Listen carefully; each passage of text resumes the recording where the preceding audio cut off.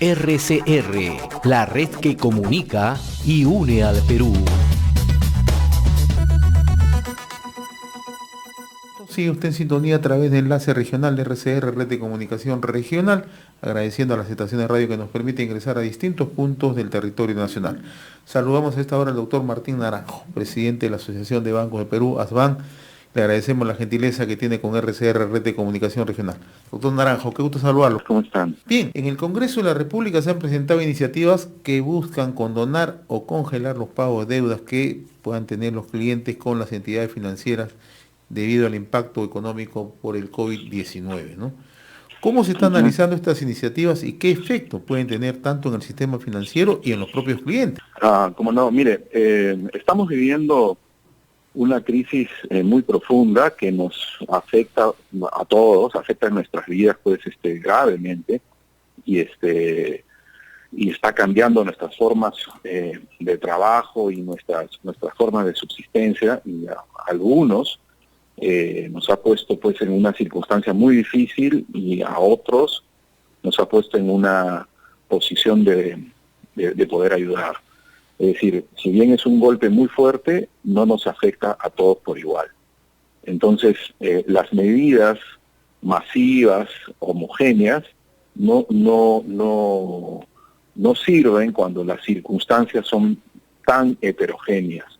Y en este caso, medidas de condonación o medidas masivas de condonación afectan directamente la solvencia del sistema y por esa vía afectan a los ahorristas, ¿no?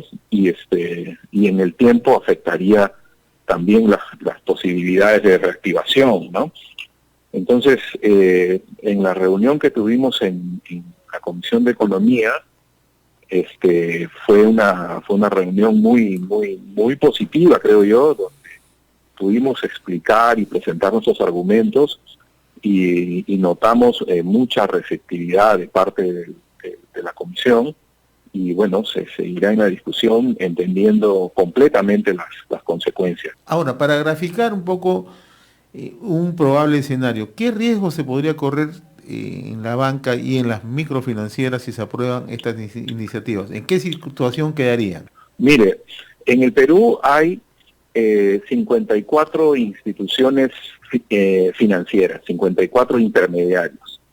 De esos 54 intermediarios, hay 14 que tienen el 100% de su cartera entre consumo y micro y pequeña empresa, el 100%, ¿ok? Hay 35 empresas que tienen más del 80% de sus créditos expuestos en estos tramos de consumo y micro y pequeña empresa. Y hay 41 que tienen más de la mitad de su cartera en consumo y pequeña y microempresa.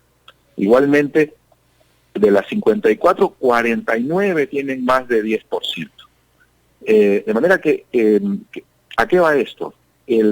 Cuando uno desaparece del activo más de 10%, en el otro lado de la hoja de balance ya consumió más que el patrimonio completo. Entonces, este tipo de medidas pueden afectar entre 1 y 10 veces el patrimonio de las instituciones financieras en el país.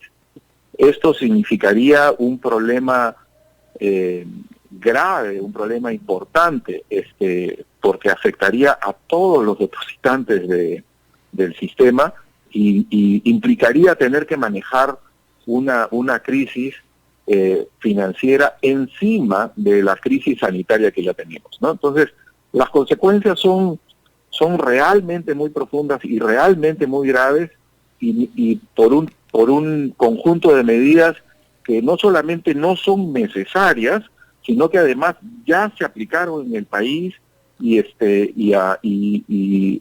sabemos que pues nos llevan a mayor pobreza, nos llevan a recesión, nos llevan a hiperinflación y además impiden la salida hacia una reactivación más rápida, que es lo que necesitamos en este momento. Ahora, en esa misma línea que usted nos está ayudando a entender, ¿Cuántos son los depositantes y cuántos son los deudores en el sistema? ¿Se tiene una Ah, cuantificación?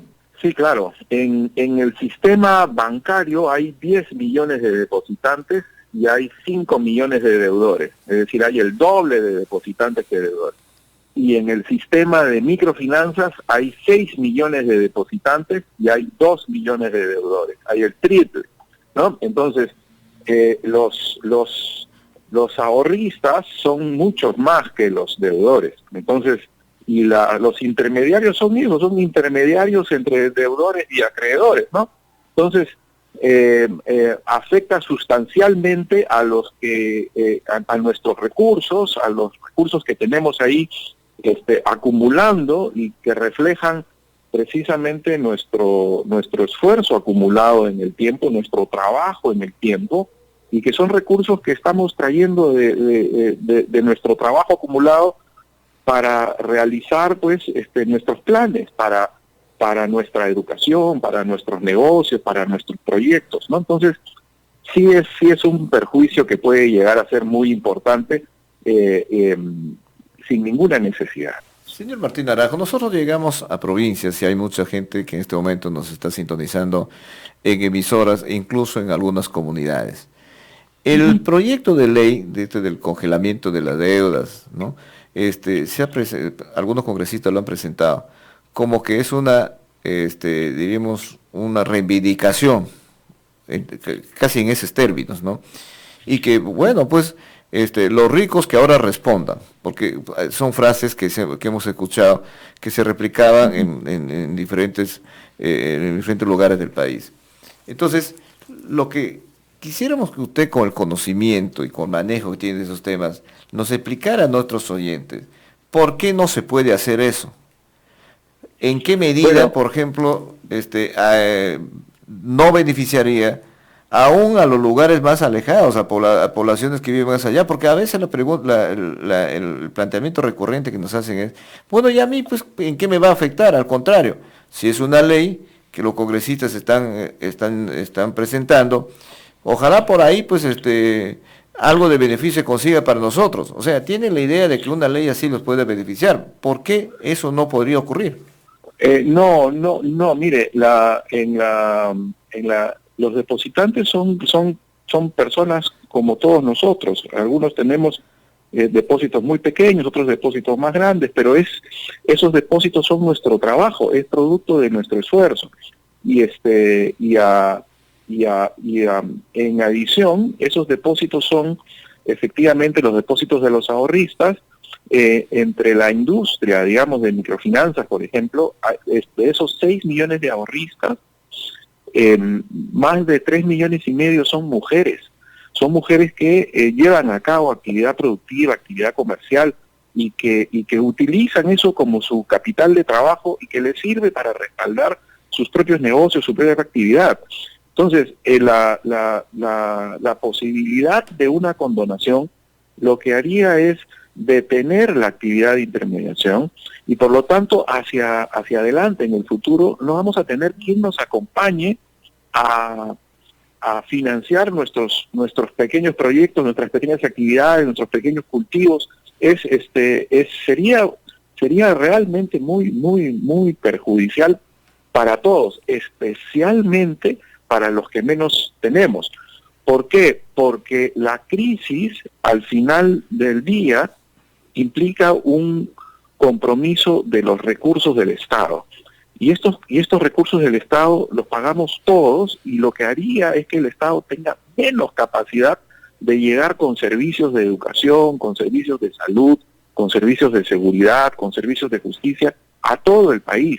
Son costos realmente importantes, tanto como la mitad del Producto Bruto Interno. Es decir, más de lo que hoy día tiene el Estado en recaudación tendría que ser destinado a atender una crisis sin ninguna necesidad, porque efectivamente ya se está acompañando a cada cliente en función de los problemas que enfrenta y en función de su capacidad de salir adelante. Entonces, eso es lo que se tiene que hacer. El trabajo es con cada cliente de manera individual, porque cada cliente tiene una circunstancia distinta. Hay personas que pueden ayudar, que siguen trabajando, que siguen produciendo, y hay personas que necesitan mucha ayuda. Destruir el sistema financiero es como destruir nuestra capacidad de salir adelante todos juntos. No es, primero, no es necesario, segundo, es perjudicial, y tercero, ya se está ayudando de una manera específica a cada quien según sus necesidades. Bien, estamos dialogando con el doctor Martín Naranjo, presidente de la Asociación de Bancos de Perú, ASBAN. Doctor Naranjo, en medio de esta crisis, al momento, ¿cuántas reprogramaciones de deuda se han realizado, ¿no?, en el sistema financiero? El sistema financiero ha prestado más o menos 350.000, 360.000 millones de soles. Y se han reprogramado 120.000 millones de soles. Y esos son 9 millones de créditos que se han reprogramado. Eso es más o menos 18% del Producto Bruto Interno y más o menos el 33% del monto total. Esto, si lo miramos por otro lado, es la mitad de los clientes del sistema financiero ya han sido reprogramados. Y si miramos solamente a las microfinancieras, es decir, a las cajas municipales, las cajas rurales, las financieras, ahí se ha reprogramado al 70% de los clientes y el 70% del saldo de deuda. Entonces, como ve usted, ya se ha atendido a una gran mayoría y por lo tanto las condonaciones masivas terminan siendo no solamente perjudiciales, como le he mencionado, sino además absolutamente innecesarias. Ahora, ¿y estas reprogramaciones van a seguir entendiendo que se amplió la cuarentena? ¿Qué información maneja usted? Sí, ya han anunciado a algunos bancos y también algunas microfinancieras que van a poder reprogramar adicionalmente porque pues se ha ido extendiendo la cuarentena y a lo que se quiere ir es hasta 80 meses, reducir las cuotas hasta 40% y ampliar los meses de gracia en 2 o 3 meses más. De manera que eso es perfectamente factible y se está haciendo, ya se ha anunciado y ya se está trabajando. Entonces, el consejo para todos es mantenerse cerca de su banco, de su caja, de su financiera, mantener informado a su asesor de negocios, a su cuenta correntista, tener la información de sus negocios o de sus cuentas muy clara en cuanto a cómo van sus ventas, a cómo van sus costos, a cómo va su actividad, y tener muy claro cómo revisar su negocio hacia adelante y qué significa en esta nueva circunstancia seguir produciendo para atender pues las necesidades de nuestras familias, ¿no? Entonces, el consejo es mantenerse muy cercano, mantener informado y tener buena información. Ahora, doctor Naranjo, hay un rubro que es particularmente de mucho interés, que es el rubro inmobiliario, ¿no? Hay miles y miles de créditos hipotecarios, ¿no? Sí. Y hay miles también de personas que se han quedado prácticamente sin trabajo en esta parálisis económica y producto de esta pandemia. Entonces, ¿qué tratamiento va a recibir eso, ¿no?, para que ellos no puedan? O sea, hay un temor y fundado que nos manifiestan también a través de nuestras redes sociales de perder su inmueble, de perder la posibilidad de tener una vivienda propia. ¿Cómo se va a tratar eso o cómo se está tratando ya eso? El número de operaciones donde más se ha reprogramado es en los créditos de pequeña y microempresas, ¿ya? Pero en monto, donde más se ha reprogramado es en los créditos hipotecarios. El 20%, un poco más del 20% de las reprogramaciones en monto son de los créditos hipotecarios. Es evidente que si alguien entra en problemas porque no puede producir, porque no puede trabajar, porque tiene que quedarse en su casa, no va a poder hacer frente a sus deudas. Pero hay que distinguir la capacidad de pago de la voluntad de pago, ¿no? Entonces, la voluntad de pago no se puede perder porque es una obligación, no solamente una obligación civil, una obligación contractual, es una obligación moral también con toda la sociedad. Entonces, pero entendiendo la circunstancia, lo que tiene que hacer es acercarse al intermediario que le prestó, manifestar su propia circunstancia y reprogramar sus obligaciones porque es en interés también de su banco, de su intermediario, de facilitar que pueda cumplir con sus obligaciones para poder seguir todos juntos y salir adelante igualmente todos juntos. Ahora, ¿y cómo estamos respecto a la morosidad en el pago de las deudas? La morosidad se ha incrementado ligeramente en estos momentos, ha pasado de 3.5 a 3.6, 3.7 por ahí, por ciento, pero estos números vienen con un rezago, ¿no es cierto? Y además cuando uno reprograma la mitad del portafolio, la mitad de las personas, la mitad de los créditos, al momento de reprogramar se mantiene la vigencia. Entonces uno no ve con claridad cuál es la morosidad. Esto se va a ver después y, pues claro, la crisis que estamos viendo también se va a ver reflejada en la morosidad, pero con un rezago todavía. Ahora, el otro tema, doctor Martín Naranjo, el uso de la tarjeta de crédito, ¿se ha extendido en el consumo? Lo que más bien se ha reducido, el uso de la tarjeta como medio de pago. Lo que se ha incrementado notablemente es el uso de las transferencias electrónicas. Y ahí es importante, creo yo, resaltar que en este momento las transferencias interbancarias, interplaza, son gratuitas hasta 1.000 soles o $290 hasta. En esos montos son transferencias que se pueden hacer de manera gratuita, de manera que los pagos que uno hace a sus proveedores o a quien le vende los alimentos o las cosas que compramos en estos momentos, haciendo las transferencias diferidas y por la web, son transferencias gratuitas. Ahora, a propósito del tema de las tarjetas de crédito, ¿no? La Asociación Peruana de Consumidores, ASPEC, está solicitando que el pago de la comisión por membresía de la tarjeta de crédito debería suspenderse o postergarse hasta el próximo año debido al impacto de la pandemia. ¿Cómo analiza usted esta situación? Bueno, esos son contratos entre partes, digamos, entre privados, que siguen completamente la normativa vigente y en la práctica, digamos, dependiendo del uso que se dé, termina diluyéndose entre los propios consumos. Entonces, nuevamente, cada caso tiene que atenderse individualmente, no es necesario normas que modifiquen contratos de manera masiva, ¿no? Para finalizar, doctor Martín Naranjo, ¿cómo está analizando los alcances del programa Reactiva Perú? El efecto que ha tenido esto en micro y pequeñas empresas. El programa Reactiva 1 yo creo que ha sido muy exitoso. Se han colocado casi completamente los 30.000 millones de soles. 70% de las operaciones han ido a la micro y pequeña empresa. En número de clientes.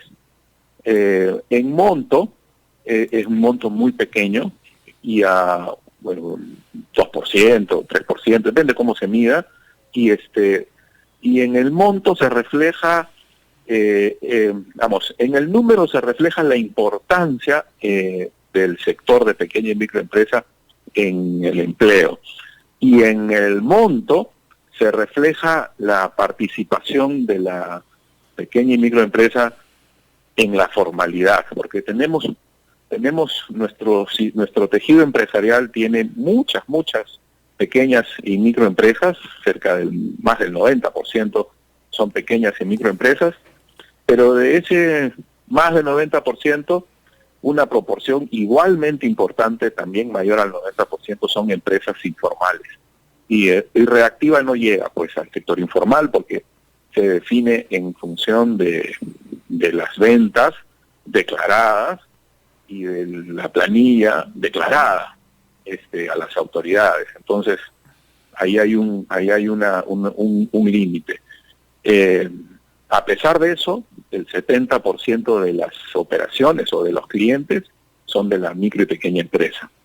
En el programa de Reactiva 2, que está por salir, se levantan estas restricciones y se permite que sean primero hasta 3 meses de venta sobre planilla y se vincula, además de con las ventas o con la planilla declarada, se vincula con la historia de créditos. Esto puede ayudar muchísimo. Además existen otros programas como el FAE MIPE 1 y 2 que permiten garantizar las obligaciones de la pequeña y microempresa directamente, ¿no? Ahí hay otro monto importante por usar. Yo creo que hay con toda claridad una demanda importante que atender en el sector de pequeña y microempresa, y así han sido modificados los instrumentos para llegar con efectividad, ¿no? Doctor Martín Naranjo, a través de las redes sociales nos hacen una apreciación un poco curiosa. Nos dicen, bueno, se habla mucho en este momento de la informalidad, ¿no? Hay una cobertura masiva de cómo se está desplazando la gente a las calles y bueno, y fomentando la informalidad, y se habla mucho de la informalidad, que la economía es más del 70% informal y todo lo demás. Pero lo que nos hace un apunte es, pero mucha de esa gente que se considera informal sí utiliza el sistema bancario como medio para sus negocios, ¿no? Aun cuando se consideren informales. Desde ese punto de vista, entonces, de este sistema financiero, ¿cómo hay alguna proyección, alguna estrategia para ir captando estos y en la medida en que se bancaricen, también ir sacándolos de la informalidad?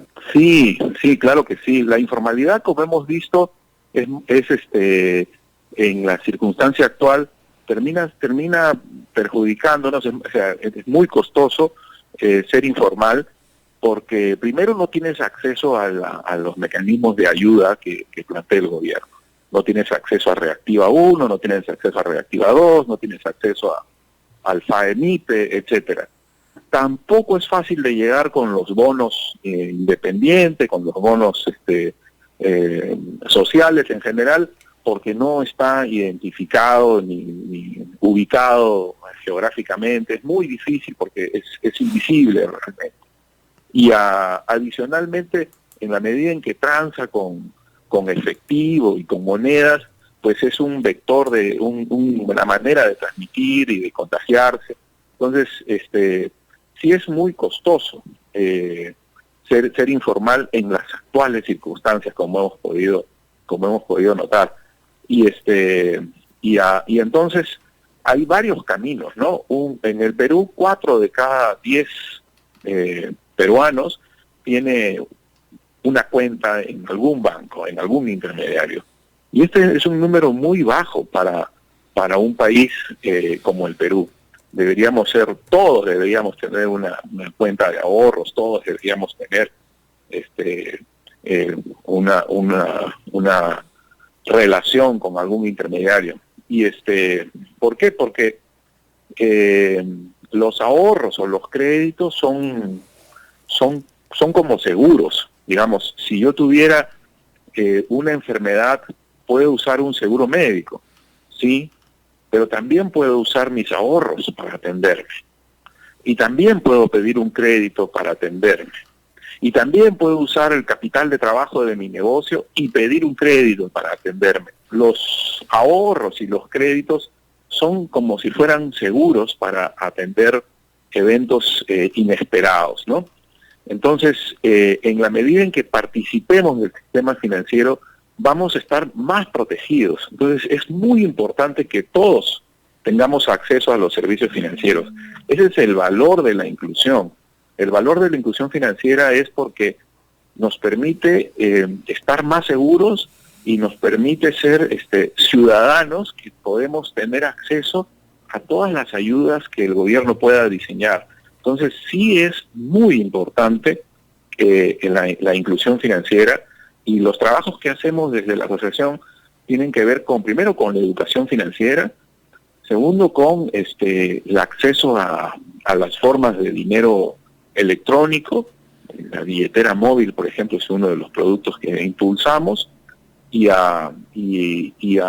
adicionalmente, pues, toda la industria está tratando de llegar a todo el país para ayudar a todos a estar protegidos y para ayudar a todos a salir adelante. Y en este momento, pues, es especialmente importante para poder enfrentar lo que nos ha tocado vivir, que es tan difícil para todos. Doctor Martín Naranjo, presidente de la Asociación de Bancos del Perú, ha sido sumamente grato conversar con usted. Le agradezco la gentileza. Un placer. Muy amable, gracias.